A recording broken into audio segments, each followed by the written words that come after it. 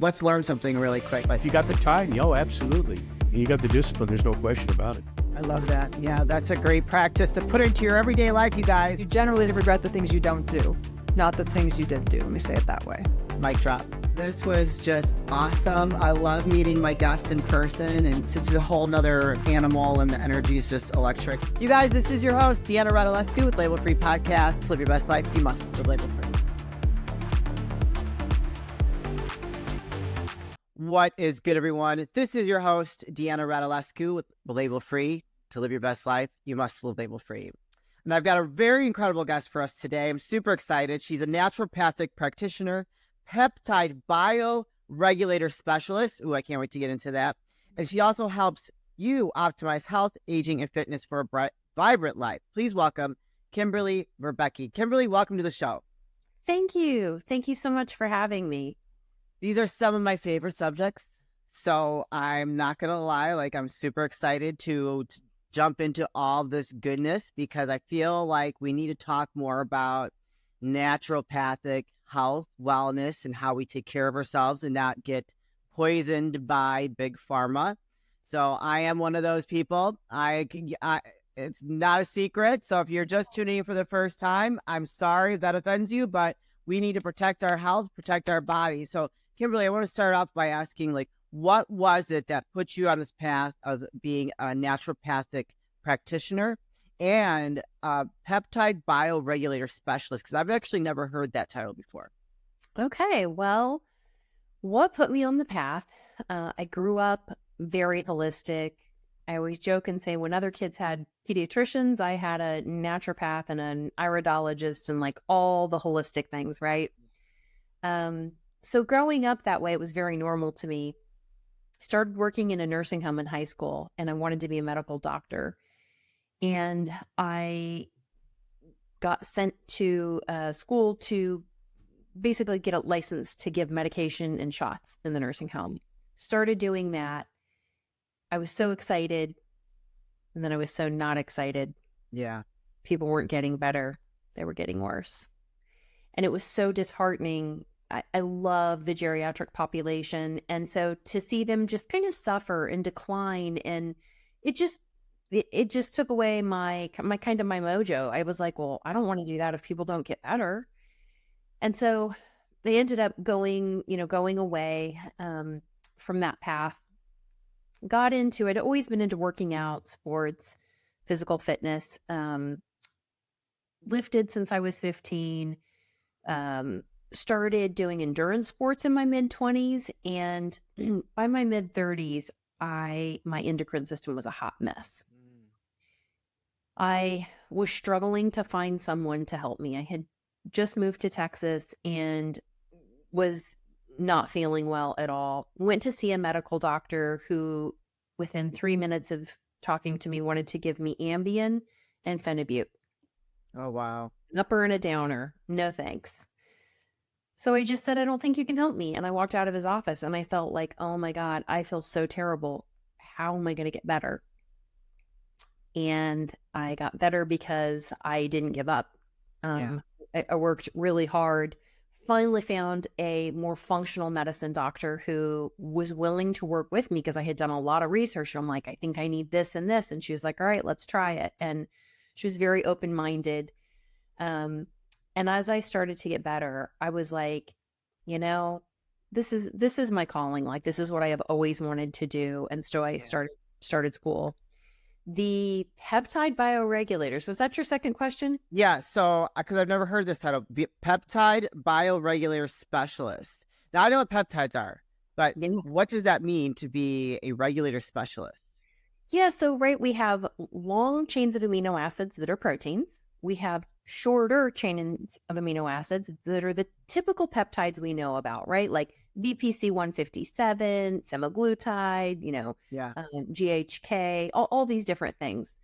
And then we have peptide bioregulators that are extremely tiny chains of amino acids. So they're either 2, 3, or 4 amino acids strung together. Very, very small. Okay. So small that they're able to cross the nuclear and cellular membrane and attach to the DNA, right? Oh, wow. So most things struggle to get into those really tiny, tiny spaces. The peptide bioregulators do not. They're just kind of magical. They're made for that. I was doing some research one day trying to help a cancer patient I was working with that also had kidney damage from a medication she had been given. And so she had been told by her nephrologist nothing could help her kidneys get better. And I'm like, well, that's not true. I have some things that'll help, but I went down a rabbit hole, right? Yeah. Yeah. Ended up finding some research that Dr. Bill Lawrence had put out there. He is a scientist and had studied with Dr. Kabat-Zinn over in Russia, who is he's the OG peptide bioregulator guy. Okay. Who studied these clinically for over 40 years and had tons of clinical research to back them up. So unfortunately, that clinical research isn't really shared between Russia and the US. Right. So and Dr. Lawrence went over, started working with him, started doing some of these trials here in the US. That's how I found the data and started using this peptide bioregulator with this lady. By the time I got it, she started the bioregulator, had been on it for 15 days when her nephrologist ordered some updated labs from what we had done maybe 4 weeks prior. She got the labs back and sent me a message. You have to call me. I'm so excited. I just got my renal panel back. Every single marker had improved in 15 days. And I was blown out of the water. I didn't expect that quickly for there to be as significant of a change as there was. And so I was like, oh my God, this is amazing. I've got to know more. And so I just went down this, deep, dark dive on peptide bioregulators and was like, oh my God, I work with so many geriatric people. This is amazing. And just fell in love with them. And you don't hear people talking about them. Most people that I mention them to here in the US, whether they're doctors, whatever kind of practitioner, they're like, I've never heard of these. What are you talking about? Yeah. And so it's been a lot of fun. It's a lot of fun to kind of teach people about.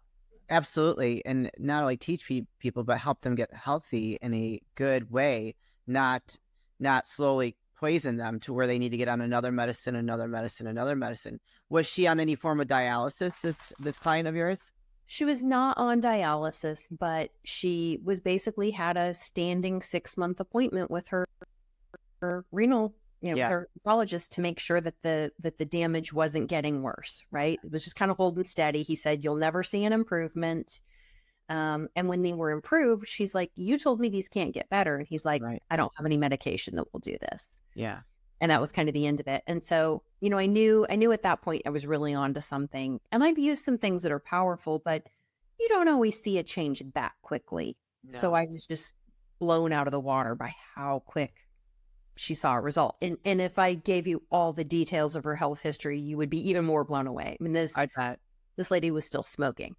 Oh my gosh. So my late husband, he rests in peace. He needed his 3rd kidney transplant. So I know a little bit about renal failure and just the medications that he was prescribed during that period of my life with him was, and here's another thing. If you have someone that is going to be in the hospital that needs that kind of care, you have to have someone they need someone to be an advocate for them. There were times that I was screaming and yelling at these people because of, they're just so hardened by the machine. They're just a cog, right? And they don't really care about their patients getting better. Some might. There's a few that have a good spirit and still have that positivity, but it's just another cog. They just another person in the bed, another number. Okay, they're in, they're out, and then here comes the next one because they're so hardened by that industry and by just that whole process. And so I love that you are helping people to find another way, an alternative to the options that are out there. Why do you think that why do you think regular everyday doctors don't accept this type of treatment or methodology to help their patients? You saying that, my medical director for my practice is a board certified emergency medicine doc. Just the loveliest human. He's amazing. I've been working with him for a long time and he's phenomenal. And when I tell him about stuff like this, he's like, this is wild. I've never seen or heard anything like this. We didn't learn anything about this in medical school. And I truly think there are a lot of great doctors out there that just don't know. Like, they truly don't know. Even from an aspect of, I have a lot of friends that are, that are DOs, MDs, NPs, PAs, came from the traditional allopathic world and have transitioned into functional medicine. And often they'll say, like, one of my really close girlfriends, she ran a surgical oncology ward at Johns Hopkins for a long time. Oh, wow. And she's like, we have a checklist. And it doesn't matter who's in front of you or what's going on. You simply follow the checklist. It's completely black and white. And unfortunately, humans aren't black and white, right? No. Like, there are gray areas. Oh, you're not so sick. You're more sick. You're allergic to this. Like, in functional medicine or holistic medicine, we look at people as individuals. And Yeah. practitioners in allopathic medicine have not been taught to do that. They've been taught to look at it just, you're in a box. And if you're in this box, it doesn't matter, you're in this box and we're doing X. And so I don't fault them. I think there are many that really, truly care about people and want to help them. They don't know how. Yeah. I think for the people that, a lot of them that get sick of it, they get out. They're like, this does not work. I'm so tired of being able to help people. Oh, yeah. And so they open their mind to, to more things. But it's been interesting to kind of see, when my medical director does his exams with the people I'm going to be working with, he'll get done and he'll go, that's amazing. They're getting better. That's got to feel so good. It does feel so good. And I have said to him, it must be so, like, stressful and so frustrating to see the same people come into your ER and, oh, guess what? They have completely uncontrolled diabetes that is causing XYZ problems. And you're just going to see them again in 3 months. Like, it's not fun. No. It's not fun for anybody, right? So, I mean, I feel super, super lucky to get to do what I do because I love it. My heart's in it. I'm passionate about it. And so the peptide bioregulators, is that the name of it, or are there different forms of it? So think of traditional peptides that each one has a name, but they fall under this category of peptide bioregulators. What they do is there is a bioregulator for essentially every system of the body. Okay. And so what I do, and based on Dr. Bill Lawrence's teachings, is I'll do a true diagnostic test at the beginning of a 12-month protocol. We'll look at DNA methylation and we'll look at telomere length. And both of those things give us indications to the biological age of someone, right? So how are their organ systems aging? How's their cardiovascular system aging? How are their kidneys aging, their liver? And then based on that data, along with their health history that they give me, we pulse these bioregulators throughout the year. Some of them we use more than others based on issues that they're having, right? Yeah. And so at the end, we retest. And, one of the really amazing things about having clinical data on them is I've heard Dr. Kavinson say in lecture, number one, he said, I've treated millions of people with these bioregulators and never had an adverse reaction. Oh, wow. Number two, for every year that we put people on these, we tend to see about a 7-year decrease in their biological age. That's amazing. We don't have any kind of medication that can do that, right? Yeah. What he saw in working with people, and when you think about Russia, there's some very, very poor areas of Russia, people doing jobs with I've heard him talking in the lecture, people that work in the oil and gas industry and things like that. Exposure, certainly a lot of exposure to Oh, yeah. toxins. And they would put them on these bioregulators for 2 to 3 years on average. And most people would see about an increase of approximately 15 years of life. Higher Wow. quality, healthier. I think Dr. Lawrence gave the best explanation that I've heard to just describe it to a layperson, right? He said, peptide bioregulators repair our repair systems. Ooh, I like that.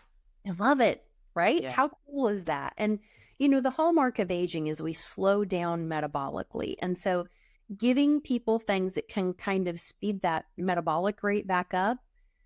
I always explain it to people like when we're young, our metabolic rate is here and disease Yeah. is here.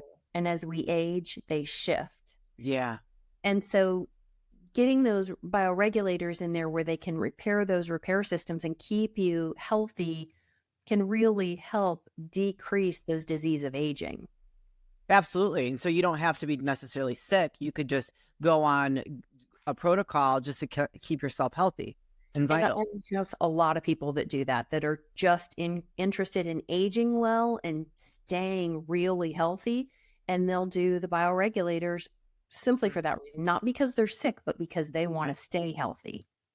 Is it fairly now? I mean, we know that having these type of resources can sometimes be a little bit more costly.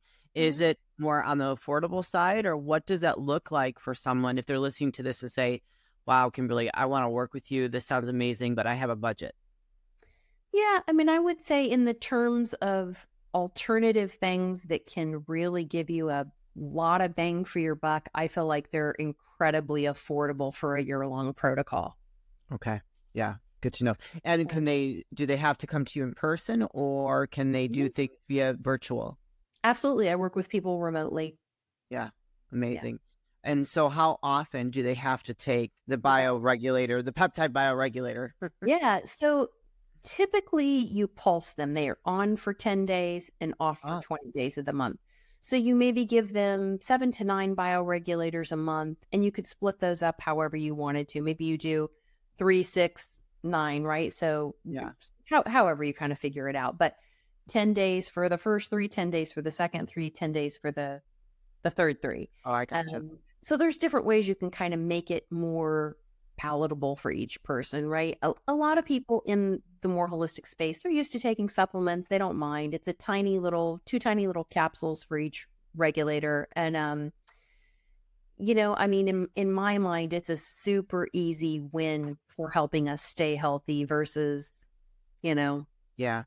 Absolutely. No. And is it hard for you to get your hands on these peptides? Because aren't peptides typically regulated here in the US?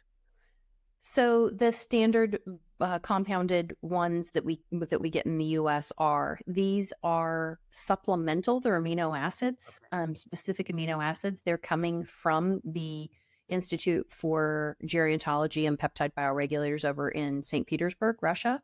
Oh, So wow. it can be a little tricky to get a hold of them sometimes. I work with a lot of people, so I order bulk, but every once in a while, they Yeah. go through customs and they get stuck, and Oh, there's real life things that happen, but for the most part, we do pretty good. We try to stay on top of it. yeah.